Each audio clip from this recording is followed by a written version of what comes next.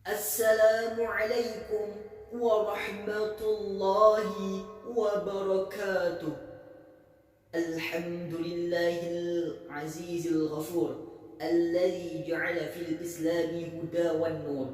Allahumma salli ala sayyidina Muhammadin khatamil anbiya'i wal mursalin wa ala alihi at-tayyibin ashabil akhyari ajma'in.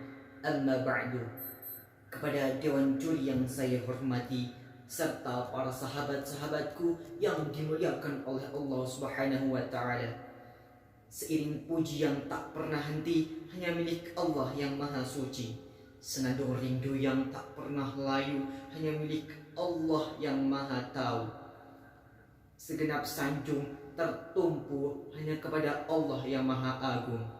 Salawat berbingkaikan salam, marilah kita sanjungkan kepada mahkota alam, pelipur lara di kala duka, pengobat kalbu di kala rindu, penenang hati di kala tersakiti, yakni Habibana wa Nabiyana wa Rasulana Muhammad Sallallahu Alaihi Wasallam.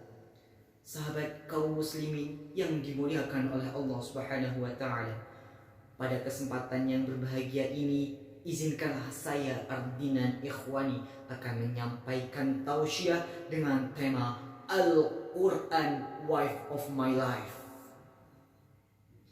Cukuplah bagi kita sebagai generasi umat Islam saat ini, sebagai umat Nabi Muhammad Sallallahu Alaihi Wasallam yang teristimewa, meyakini dengan sepenuh hati bahwa Al-Quran sebagai sebaik-baik petunjuk kehidupan, sumber kebahagiaan dan jalan keselamatan, meyakini dan meridhoi semua hal-hal yang telah diatur oleh Allah dalam Al-Quran yang mulia.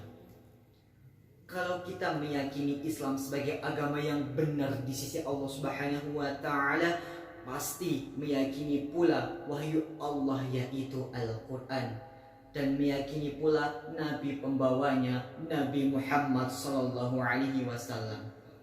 Lantas bagaimana kita sebagai generasi muda penerus perjuangan bangsa Islam?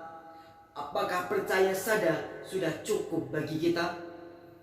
Perlu diketahui, tidak diterimanya amal soleh tanpa iman, dan tidak pula diterimanya iman tanpa amal soleh.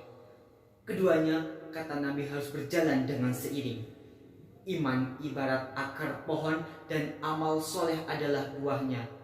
Buah yang manis dan banyak itu berasal dari pohon yang makmur, dan pohon yang kuat menyebabkan terawatnya buah-buah yang baik. Oleh karena itu, keimanan dan perbuatan harus erat hubungannya. Nabi Shallallahu Alaihi Wasallam bersabda dalam firman-Nya, Allah tidak menerima iman tanpa amal perbuatan, dan tidak menerima amal perbuatan tanpa iman. Hadis riwayat At-Tabrani. Sahabat kaum muslimin yang dimuliakan oleh Allah Subhanahu wa Ta'ala, setelah beriman, maka ketika kita beramal soleh harus berpedoman pada Al-Quran. Allah Subhanahu wa Ta'ala berfirman dalam firman-Nya, surat Al-Baqarah ayat 185. A'udzu billahi minasy syaithanir rajim. Bismillahirrahmanirrahim.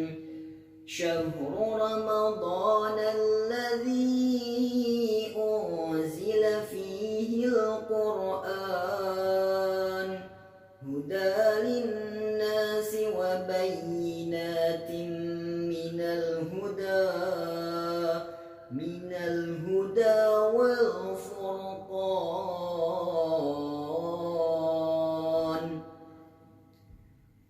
Bulan Ramadan adalah bulan yang di dalamnya diturunkan Al-Quran sebagai petunjuk bagi manusia dan penjelasan mengenai petunjuk itu, dan pembeda antara yang benar dan yang batil. Maksud dari ayat tersebut adalah Al-Quran harus dijadikan sebagai landasan serta pedoman pertama dalam amal ibadah dan langkah kehidupan, yang mencakup segala hal seperti pola fikir, tingkah laku, amaliyah ibadah yang baik, yang sunnah maupun yang fardu. Sahabat kaum muslimin yang dimuliakan oleh Allah Subhanahu wa taala, lantas bagaimana sikap kita terhadap Al-Qur'an? Apakah kita melupakannya dan membiarkannya begitu saja? Na'udzubillah. Maka dari itu, sikap kita sebagai seorang muslim terhadap Al-Qur'an adalah yang pertama membacanya, yang kedua memahaminya, dan yang ketiga mengamalkannya. Nabi SAW bersabda, "Iqra'ul Qur'an fa innahu ya'ti yaumal qiyamah syafi'an li ashabihi." Bacalah Al-Qur'an karena sesungguhnya ia akan menjadi syafaat bagi para pembacanya di hari kiamat. Hadis riwayat Muslim. Salah satu keistimewaan Al-Qur'an adalah diberikannya pahala bagi orang yang membacanya. Ibnu Mas'ud radhiyallahu anhu berkata bahwa Rasulullah shallallahu alaihi wasallam bersabda, siapa yang membaca satu huruf di dalam Al-Quran, maka ia akan mendapatkan satu kebaikan yang sama dengan 10 kali ganjaran pahala. Aku tidak mengatakan alif lam mim itu satu huruf, tetapi alif satu huruf, lam satu huruf, dan mim satu huruf. Hadis riwayat Tirmidzi. Sahabat yang dimuliakan oleh Allah Subhanahu wa taala, yang kedua memahaminya. Dalam tafsir Al-Qurtubi dijelaskan kalau kita mengkaji Al-Quran secara mendalam, maka kita akan bertemu dengan hukum-hukum tertentu seperti hukum halal dan haram, nasihat-nasihat, dan hukum-hukum yang lainnya. Contohnya, Al-Quran menggambarkan hamba yang beriman dan hamba yang kufur. Al-Quran mengharamkan segala sesuatu yang mabuk, dan Al-Quran pula menggambarkan mana yang baik dan mana yang buruk, tidak menusuk tetapi supaya kita tabarruk. Sahabat kaum muslimin yang dimuliakan oleh Allah Subhanahu wa taala, yang ketiga mengamalkannya. Dalam hadis lain Rasulullah sallallahu alaihi wasallam bersabda, "Khairukum man ta'allama al-Qur'an wa 'allama." Sebaik-baik kalian adalah yang mempelajari Al-Quran dan mengajarkannya. Sahabat kaum muslimin yang dimuliakan oleh Allah Subhanahu wa taala, maka dari itu kita amalkanlah ketika hal tersebut supaya hidup kita selamat di dunia dan di akhirat. Akhiru kalam, hadanallahu wa iyyakum ajma'in. Wassalamu alaikum warahmatullahi wabarakatuh.